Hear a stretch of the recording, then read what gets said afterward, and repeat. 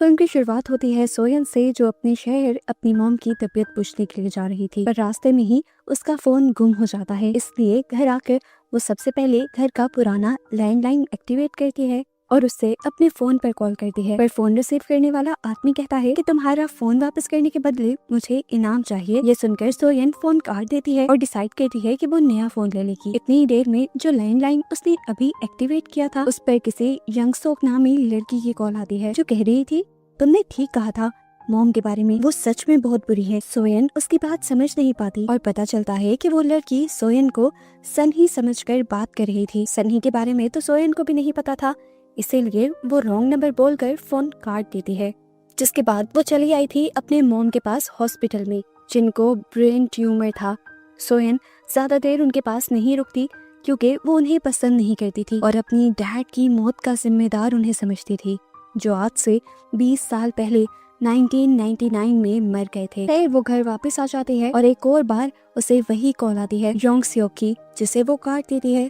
तभी घर पर उसे कुछ गिरने की आवाज आती है। देखने पर पता चला कि उनकी फैमिली पिक्चर गिरी थी, जिसके पीछे बेसमेंट का एक खुफिया रास्ता था। सीढ़ियों से नीचे उतरकर बेसमेंट में जाने पर उसे एक बॉक्स मिलता है, जिसके अंदर कुछ रिचुअल की चीजें थी और उसी फोन वाली लड़की योंग सियोक की पिक्चर भी थी इसमें।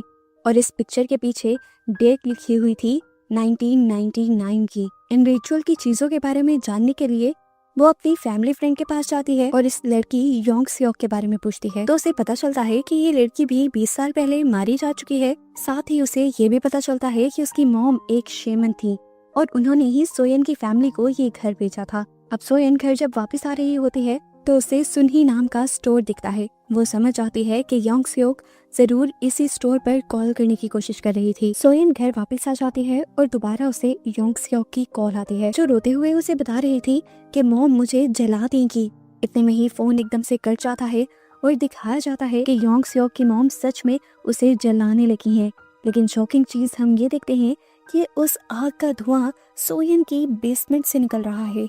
ये सब देखते हुए सोयन को एक हैरान और परेशान कर देने वाली बात ये रियलाइज होती है कि किसी वजह से उस फोन के जरिए 1999 वाली और 2019 वाली टाइमलाइंस जुड़ गई हैं। योंग सियोक भी उसी घर में है, लेकिन 1999 में, और सियोन भी है 2019 में।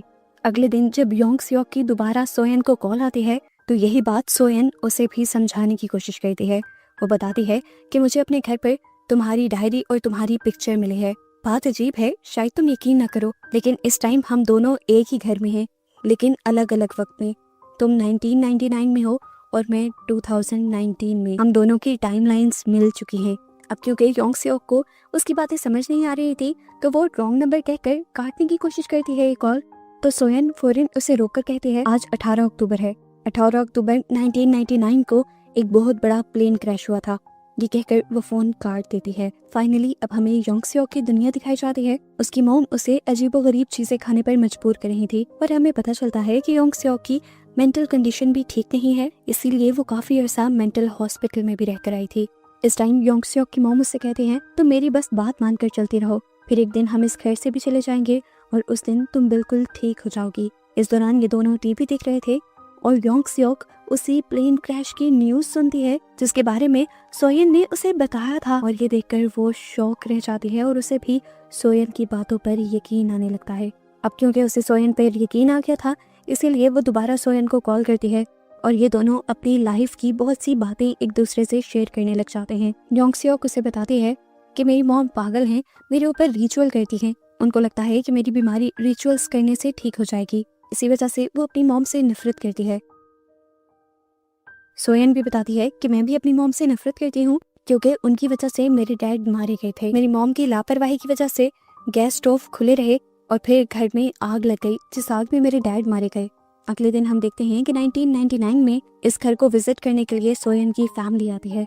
छोटी सोयन को देखकर योंग सियोक समझ जाती है कि ये वही लड़की है जिससे वो बातें करती है, इसीलिए वो फौरन सोयन को कॉल मिला देती है और सोयन अपने डैड की और अपने छोटे होते की आवाजें सुनकर बहुत ही ज्यादा इमोशनल हो जाते हैं, क्योंकि वो टाइम उसकी लाइफ का परफेक्ट टाइम था। और इस सब के बाद योंग सियोक सोयन से कहती है, तुम्हारे डैड एक अच्छे इंसान है, मैं कोशिश करूंगी कि मैं तुम्हारे डैड को बचा लूं। जिस हादसे में सोयन के डैड मरे थे वो हादसा आज से 2 दिन बाद होना था। हादसे की सुबह को योंग सियोक चुपके से घर से भाग जाती है और सोयन के पुराने घर में जाकर वो गैस स्टोव्स ऑफ कर देती है, जिसकी वजह से घर में आग लगी थी। और उसके ऐसा करने की वजह से यहाँ प्रेजेंट के अंदर सारी रियलिटी ही बदल जाती है, क्योंकि पास्ट पूरी तरह चेंज हो गया था। सोयन की उदास सी दुनिया एक खूबसूरत दुनिया में बदल जाती है। उसके छोटे बाल लंबे हो जाते हैं, उसकी इस रियलिटी में उसके पास फोन आ जाता है, उसका खूबसूरत कमरा होता है, और सबसे बड़ी बात कि उसकी इस रियलिटी या कह लें इस लाइफ के अंदर उसके डैड भी उसके साथ थे। इसीलिए सब कुछ इतना परफेक्ट था। उसकी टांग पर कोई जलने का निशान भी नहीं था। सियोन ये देखकर बहुत ज्यादा एक्साइटेड हो जाती है और उसे ये भी पता चल जाता है कि पास्ट में किया हुआ चेंज पूरे प्रेजेंट को बदल रहा है, पूरे टाइम को ही बदल रहा है। सोयन अपने डैड से मिलकर बहुत ज्यादा एक्साइटेड हो जाती है, जबकि दूसरी तरफ हम योंग सियोक को दिखाते हैं जिसने अपने घर की दीवार पर एक हैंड प्रिंट बनाया था और अचानक से वो हैंड प्रिंट भी प्रेजेंट में शो होने लगता है। सियोन समझ जाती है कि पास्ट में छोटा सा चेंज भी अब इस प्रेजेंट को बदल रहा है। अभी तक टाइम में जितने चेंजेस हुए थे सियोन उससे बहुत ज्यादा सेटिस्फाइड थी और खुश थी, लेकिन पास्ट में योंग सियोक की लाइफ वैसी ही चल रही थी। उसकी मॉम उसी तरह उसके ऊपर टॉर्चर कर रही थी और उसकी जिंदगी खंडर थी। उस पर और भी बुरा ये हो जाता है कि योंग सियोक की मॉम को ये पता चल जाता है कि योंग सियोक किसी फ्यूचर की लड़की से बात करती है। इसीलिए वो सोयन से कहती हैं, तुम जो कोई भी हो मेरी बेटी की जान छोड़ दो। ये कहकर वो कॉल काट देती हैं और योंग सियोक के ऊपर अजीबोगरीब और ज्यादा रिचुअल्स करने लग जाते हैं। और इन रिचुअल्स को करते हुए उन्हें चेंज हुए फ्यूचर के कुछ विजन्स भी नजर आते हैं। योंग सियोक की मॉम की धमकियां सुनने के बाद यहाँ सोयन इंटरनेट पर इस घर की पास्ट हिस्ट्री को सर्च करने लगती है और उसे तब योंग सियोक की मॉम के बारे में पता चलता है, जिन्हें आज के ही दिन अरेस्ट कर लिया गया था क्योंकि उन्होंने अपनी बेटी योंग सियोक का मर्डर कर दिया था ब्लैक मैजिक करते हुए। घबराकर सोयन योंग सियोक को कॉल करती है और उसे ये बात बता देती है कि आज तुम्हारी मॉम तुम्हें मार देंगी। इसी डर में योंग सियोक जाकर छुप जाती है और दिखाया जाता है कि सच में योंग सियोक की मॉम उसे मारने के लिए आ रही थी, लेकिन इससे पहले वो मार पाती योंग सियोक उनका हाथ पकड़ लेती है और उनसे पूछती है कि आप ऐसा क्यों कर रही हैं। तो मॉम उससे कहती हैं क्योंकि आगे चलकर तुम बहुत से लोगों के लिए खतरा बन जाओगी, इसीलिए आज तुम्हें मारना जरूरी है। वो अब जबरदस्ती उसे मारने की कोशिशों में लग गई थी और यहाँ योंग सियोक अपनी जान बचाने के लिए अपनी ही मॉम का मर्डर कर देती है। उनके हाथ से उनकी छुरी को छीनते हुए उन्हीं को स्टैब करके मार देती है। और ऐसे पास्ट में एक बहुत बड़ा चेंज होने की वजह से फ्यूचर भी चेंज हो जाता है और इस मरतबा फ्यूचर में हम देखते हैं कि योंग सियोक भी जिंदा है। 1999 में भी योंग सियोक की लाइफ काफी बदल गई थी। वो अपनी मॉम की कैद से आजाद हो गई थी। नहा धोकर फ्रेश होकर वो बाहर जाती है, अपना फेवरेट खाना खाती है, मूवी देखती है और शॉपिंग करती है। 2019 में दिखाया जाता है कि सोयन का फैमिली फ्रेंड उसके लिए स्ट्रॉबेरीज लेकर आया था। वो स्ट्रॉबेरी को खाती है और थोड़ा सा जूस उसके स्वेटर पे गिर जाता है। 1999 के अंदर भी सोयन का फैमिली फ्रेंड जो उस टाइम योंग सियोक का नेबर था, वो योंग सियोक के घर स्ट्रॉबेरीज लेकर जाता है और वहां जाकर देखता है कि योंग सियोक ने अपनी मॉम का मर्डर कर दिया था और उनकी बॉडी को छोटे छोटे टुकड़ों में काट कर फ्रीजर में फ्रीज कर दिया था। घबराकर वो जल्दी से पुलिस को कॉल मिलाता है। तो जैसा हमें पहले पता है कि हमेशा उस फोन से कॉल सोयन को ही लगती है, तो इस कॉल के जरिए सोयन को पता चल जाता है कि योंग सियोक ने अपनी मॉम को मारकर उनकी बॉडी को फ्रीजर में फ्रीज कर दिया है। अब योंग सियोक ये बात जान गई थी कि उसका नेबर ये बात जाकर बाहर सबको बता देगा। इसी डर में वो उस लड़के को भी मार देती है और प्रेजेंट में रियलिटी दोबारा से चेंज हो जाती है। सोयन के स्वेटर पे जो स्ट्रॉबेरी जूस गिरा था एकदम से वो गायब हो जाता है, क्योंकि जो स्ट्रॉबेरी लाया था वही नहीं रहा था, तो स्ट्रॉबेरीज कहाँ से होती। सोयन घबराकर बाहर जाकर देखती है तो पता चलता है कि अब उनके स्ट्रॉबेरी फॉर्म्स भी नहीं रहे थे, वो सारी जगह खंडर बन चुकी थी। इस खंडर बनी जगह से उसे पता चलता है कि 1999 में ही ये फॉर्म तो बंद हो गया था। घबराकर अब वो पुलिस स्टेशन जाती है और जाकर वो अपने अंकल के बारे में पूछती है। एक बूढ़ा सा ऑफिसर हैरान होकर पूछता है कि तुम्हें 20 साल पहले मरे हुए आदमी के बारे में क्यों जानना है। सियोन कहती है बस मुझे जानना है। इसीलिए ऑफिसर उठकर एक 1999 की डायरी निकालकर उसमें से काफी सारी चीजें पढ़ते हुए बताते हैं कि तुम्हारे अंकल 1999 में मारे गए थे और उन्हें एक लड़की योंग सियोक ने मारा था जो कि सीरियल किलर थी। पहले उसने अपनी मॉम को और फिर इस आदमी को मारा था और इस सजा में वो आज तक जेल में है। ये सब चल क्या रहा था ये जानने के लिए सोयन अपने नेबर में ही बनी हुई एक शॉप पर जाती है जिसका नाम सुनही था। सोयन को जब पहली मर्तबा योंग सियोक की कॉल आई थी तो उसने बताया था कि मैं सुनही से बात करना चाहती हूँ। हमें पहली मर्तबा सुनही को दिखाया जाता है, जिससे जब सोयन योंग सियोक के बारे में सवाल करती है तो सुनही बताती है कि योंग सियोक एक पागल लड़की है। बचपन में उसने मुझे बुरी तरह टॉर्चर किया था और अगर उसकी मॉम ना होती तो फिर तो आज मैं बच भी ना पाती। वो उसे अपनी जली हुई टांग दिखाती है जो योंग सियोक ने चलाई थी। पास्ट में अब दोबारा हमें योंग सियोक का सीन दिखाया जाता है। पुलिस उस लड़की की इन्वेस्टिगेशन करते करते यहाँ योंग सियोक के घर तक पहुंच जाती है और जब योंग सियोक से उसके बारे में पूछा जाता है तो योंग सियोक इनकार कर देती है कि मैंने तो उस आदमी को देखा तक नहीं। पुलिस को उसकी बात पर यकीन नहीं आता क्योंकि सनहू की फार्म्स की स्ट्रॉबेरीज उसके घर पर मौजूद थी, इसीलिए वो घर की तलाशी लेने लग जाते हैं और साथ ही साथ योंग सियोक से सवाल जवाब भी करने लग जाते हैं। योंग सियोक ऐसा लापरवाही वाला रवैया रखती है जैसे कुछ करना तो दूर उसने कुछ सोचा भी ना हो और आराम से टीवी देखती रहती है। इतनी देर में सोयन योंग सियोक को कॉल करती है और उसे बताती है कि तुम पूरी जिंदगी के लिए जेल जाने वाली हो। ये सुनकर योंग सियोक को झटका लगता है। इतनी मुश्किल से तो वो अपनी मॉम की कैद से निकली थी और अब वो जेल चली जाएगी। सोयन दुखी थी। उसने योंग सियोक से पूछा, आखिर तुमने उन दोनों को क्यों मारा? योंग सियोक उसकी बात का जवाब नहीं देती और उल्टा उससे मदद करने को कहती है और कहती है कि हिस्ट्री को पढ़ते हुए कोई ना कोई ऐसा सोल्यूशन निकालो जिससे मैं जेल जाने से बच जाऊं। पर सोयन उसकी मदद करने से इनकार कर देती है क्योंकि वो एक किलर की मदद नहीं करना चाहती। उसकी ये बात सुनकर योंग सियोक को गुस्सा आ जाता है क्योंकि उसने अपनी जान पर खेलकर सोयन के डैड को बचाया था और सोयन बदले में उसके लिए कुछ भी नहीं कर रही थी। इधर पुलिस को योंग सियोक के बारे में पता चलता है कि उसे कई किस्म की मेंटल इलनेस है, यानी दिमागी बीमारियां हैं जिसकी वजह से वो कुछ भी कर सकती है। दूसरी तरफ इसी टाइम में यानी 1999 में अब सोयन और सोयन के डैड भी इस घर में आते हैं योंग सियोक की मॉम का पूछने के लिए, क्योंकि वो लोग ये घर खरीद चुके थे और रजिस्ट्रार ऑफिस में योंग सियोक की मॉम का इंतजार कर रहे थे ताकि वो ये प्रॉपर्टी उनके नाम ट्रांसफर कर सके। अब योंग सियोक को सोयन से बदला लेने का अच्छा मौका मिल जाता है। वो दोनों को अपने घर के अंदर बुलाती है और छोटी सी सोयन के सामने ही उसके डैड का मर्डर कर देती है। 2019 में दिखाया जाता है कि सोयन अपने डैड के साथ ड्राइविंग सीख रही थी, लेकिन पास्ट में होने वाले चेंज की वजह से यानी उसके डैड के मरने की वजह से प्रेजेंट में उसके डैड गायब हो जाते हैं। सोयन समझ जाती है कि ऐसा इसीलिए हुआ है कि पास्ट में उसके डैड मर गए हैं।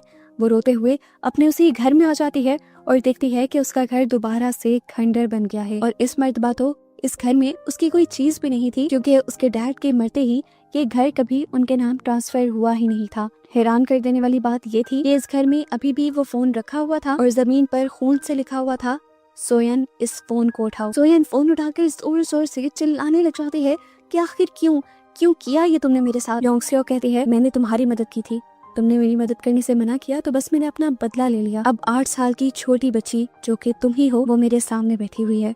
अगर तुम चाहती हो कि मैं इसे ना मारूं तो तुम्हारे पास सिर्फ 1 घंटा है। हिस्ट्री को स्टडी करते हुए मुझे बताओ कि पुलिस को मेरे खिलाफ सबूत कहाँ से मिलेंगे और मैं पुलिस से अपनी जान कैसे छुड़वाऊं। काफी सारी रिसर्च करने के बाद सोयन योंग सियोक को फोन करके एक एड्रेस बताती है और कहती है कि ठीक 5 बजने से पहले तुम उस जगह पर चली जाना। योंग सियोक उसकी बात मानकर वहाँ पे चली जाती है, लेकिन 5 बजते ही उस जगह पे एक बड़ा गैस ब्लास्ट हो जाता है। सोयन ने असल में ये प्लान के साथ किया था ताकि योंग सियोक मर जाए और आगे कोई तबाही ना हो, लेकिन योंग सियोक तो फिर बच गई। इस हादसे में वो सिर्फ जख्मी ही हुई। योंग सियोक घर आ जाती है और घर आते ही सोयन को कॉल करती है और कहती है कि तुमने मेरे साथ अच्छा नहीं किया, तुमने मुझे धोखा दिया है और अब इसका अंजाम देखना। वो गरम गरम खोलता हुआ पानी छोटी सोयन के ऊपर डाल देती है, जिसकी वजह से प्रेजेंट में भी सोयन को बहुत ज्यादा दर्द होता है और उसकी बॉडी पर नए मार्क्स आ जाते हैं। इसकी वजह हम जानते ही हैं कि जो कुछ पास्ट में चेंज हो रहा है उसका असर प्रेजेंट में भी हो रहा है। इसी टाइम पर पास्ट में सियोन के डैड के फोन पर एक मैसेज आता है उनकी वाइफ का। वो रजिस्ट्रार ऑफिस में उन सबका वेट कर रही थी और अब क्योंकि काफी देर तक वो वापस नहीं लौटे थे इसीलिए वो रजिस्ट्रार ऑफिसर को लेकर योंग सियोक के घर ही आने वाली थी। योंग सियोक की सारी बातें सुनकर सोयन से कहते हैं कि कुछ ही देर में तुम्हारी मॉम भी यहाँ आ जाएंगी, अगर तुम चाहती हो कि वो ना मरे तो मुझे ठीक इन्फॉर्मेशन देना इस बार। डरी हुई सोयन जल्दी से पुलिस स्टेशन जाती है और उस ऑफिसर की 1999 वाली डायरी चुरा लेती है, जिससे उसे पता चलता है कि पुलिस को योंग सियोक के बारे में उसकी नाइफ से पता चला था जो उन्हें जंक यार्ड से मिली थी। वो ये बात जल्दी से योंग सियोक को बताती है और योंग सियोक अब उस नाइफ समेत सारे ही सबूत मिटा देती है और पास्ट में होने वाले इस चेंज की वजह से फ्यूचर दोबारा से बदल जाता है। सोयन जब अपने घर वापस आती है तो देखती है कि ये घर अब दोबारा से नॉर्मल नहीं रहा था। ये घर योंग सियोक ने उन्हें बेचा ही नहीं था, अब ये घर योंग सियोक का ही था और इस घर के अंदर बहुत सारे फ्रिज थे जिनके अंदर उसने आज तक उन डेड बॉडीज को फ्रीज करके रखा हुआ था। 1999 के अंदर दिखाया जाता है कि योंग सियोक के घर पर सोयन की मॉम पुलिस को लेकर आ गई थी। पुलिस सोयन और उसके डैड के गुमने की इन्वेस्टिगेशन कर रहे थे। वो जब योंग सियोक से इस बारे में पूछते हैं तो योंग सियोक कहती है कि वो कब से यहाँ से जा चुकी हैं, लेकिन सोयन की मॉम को सोयन का यहाँ पर बैंक मिल जाता है और पुलिस वाले इस पूरे घर की तलाशी लेने लग जाते हैं। और इस दौरान योंग सियोक जरा सा भी नहीं घबराती और आराम से टीवी देखती रहती है। काफी देर की तलाशी के बाद भी सोयन और उसके डैड उन्हें यहाँ से नहीं मिलते, जबकि 2019 में हमें दिखाया जाता है कि इस टाइम जिस घर के अंदर सोयन थी उसी घर के अंदर योंग सियोक भी जिंदा थी। और अब सोयन की मॉम उसी फोन को यूज करते हुए अपने हस्बैंड को कॉल मिलाने की कोशिश करती हैं, जो फोन हमेशा 2019 में सोयन को कॉल मिलाता है। और सोयन फोन को पकड़ते ही अपनी मॉम से कहती है, मॉम यहाँ से भाग जाएं, नहीं तो वो लड़की आपको और इस ऑफिसर को मार देगी। सोयन की मॉम को ये रॉन्ग नंबर लगता है और वो यहाँ से जाने लगती है, लेकिन अगले ही सेकंड योंग सियोक ने उठकर उस ऑफिसर के ऊपर हमला करते हुए उसे मार दिया। सोयन की मॉम को समझ आ गई कि जो भी फोन पे था वो सच कह रहा था, इसीलिए वो अपने आप को बचाने के लिए उसी फोन के साथ एक रूम के अंदर अपने आप को बंद कर लेती हैं। जबकि प्रेजेंट में हमें दिखाया जाता है कि अचानक से किसी ने सोयन के ऊपर भी हमला कर दिया था। हमला करने वाली कोई और नहीं बल्कि योंग सियोक ही थी। सोयन अपने आप को किसी तरह उससे बचा लेती है और यहाँ योंग सियोक उससे कहती है, पता नहीं क्यों तुम मेरा साथ नहीं दे रही थी, हालांकि सच तो तुम्हें भी पता है और मुझे भी कि हम दोनों ही एक जैसे हैं। तुम्हें भी पता है कि तुम्हारे डैड तुम्हारी ही गलती की वजह से मारे गए थे, लेकिन पुलिस के सामने तुमने सारे इल्जाम अपनी मॉम पे लगा दिया। ये सच्चाई असल में योंग सियोक को तब पता चली थी जब वो सोयन के घर उसके डैड को बचाने के लिए गई थी। ये सुनते ही सोयन भी यहाँ से उठ खड़ी होती है और उसी फोन के साथ अपने आप को एक रूम में लॉक कर देती है। दूसरी तरफ से सोयन की मॉम फोन पर हेल्प मांगने लग जाती है और सोयन उनसे कहती है, मॉम इस कमरे में कोई भी चीज पड़ी होगी उससे आप योंग सियोक को मार दें। इससे पहले कि सोयन की मॉम पूरी बात सुन पाती, योंग सियोक छोटी सोयन को उस रूम के बाहर छोड़ देती है जिस रूम में सोयन की मॉम थी और उसकी आवाज सुनकर सोयन की मॉम फोन छोड़कर अपनी बेटी को बचाने के लिए बाहर चली जाती है। उसके बाहर निकलते ही योंग सियोक उन दोनों के ऊपर हमला कर देती है और अपने आप को बचाने के चक्कर में सोयन और उसकी मॉम को बहुत सारी चोटें आती हैं, जिसका निशान इस टाइम हम प्रेजेंट में सोयन की गर्दन पर भी देख रहे थे। 1999 के अंदर सोयन की मॉम और योंग सियोक दोनों ही पूरी ताकत से लड़ रहे थे और अपनी बेटी को बचाने के लिए सोयन की मॉम योंग सियोक को लेकर रेलिंग से नीचे कूद जाती हैं और यहाँ ये दोनों ही बेहोश हो जाते हैं। पास्ट में होने वाले इस चेंज की वजह से फ्यूचर दोबारा से बदल जाता है। जिस घर के अंदर इस टाइम सोयन थी वो घर दोबारा से एक खंडर में बदल गया था, जैसे यहाँ पर सालों से कोई ना रह रहा हो। वो घबराते हुए पहले हॉस्पिटल जाती है और वहाँ पर अपने मॉम के बारे में पूछती है, लेकिन उसे पता चलता है कि उसकी मॉम तो यहाँ पर एडमिट ही नहीं है। वो पुलिस स्टेशन जाके अब योंग सियोक के बारे में पूछती है तो उससे उसकी भी कोई इन्फॉर्मेशन नहीं मिलती। वो ग्रेवयार्ड जाती है तो देखती है कि उसके डैड उसी दिन मरे थे जिस दिन वो सारे काम हो रहे थे 1999 में। उसे लग रहा था कि अब उसकी मॉम भी मर गई, लेकिन थोड़ी देर में यहाँ पर उसकी मॉम उसे ढूंढते हुए आ जाती है और उससे डांटने लग जाती है क्योंकि इस टाइम उसका फोन बंद था। इस टाइम उनकी गर्दन और पूरे जिस्म पर काफी सारी पुरानी चोटों के निशान दिखाए जाते हैं, जिसका मतलब था कि उस दिन वो योंग सियोक से लड़ने के बाद जीत गई थी। सोयन उन्हें देखकर बहुत ज्यादा खुश हो जाती है, उनका हाथ पकड़ती है, हाथ चूमती है और गले लगाकर ये दोनों घर के लिए बढ़ जाते हैं। लेकिन आगे बढ़ते बढ़ते ही एकदम से रास्ते में ही सोयन की मॉम भी गायब हो जाती हैं। यानी पास्ट में फिर कुछ चेंज हुआ था जिसकी वजह से फ्यूचर बदल गया था। पता चला कि योंग सियोक उस दिन मरी नहीं थी, बस बेहोश हुई थी, जिसने उठते ही फिर सोयन की मॉम को मार दिया, जिसकी वजह से वो फ्यूचर से गायब हो गई थी। मूवी के फाइनल सीन के अंदर हम दोबारा बदली हुई सोयन को देखते हैं जो इस टाइम उसे घर की बेसमेंट के अंदर बंधी हुई थी। यानी कि जरूर योंग सियोक ने उसे किडनैप करके रखा था और अब वो उसे मारेगी या नहीं, इसी सस्पेंस के साथ ये मूवी यहाँ खत्म हो जाती है।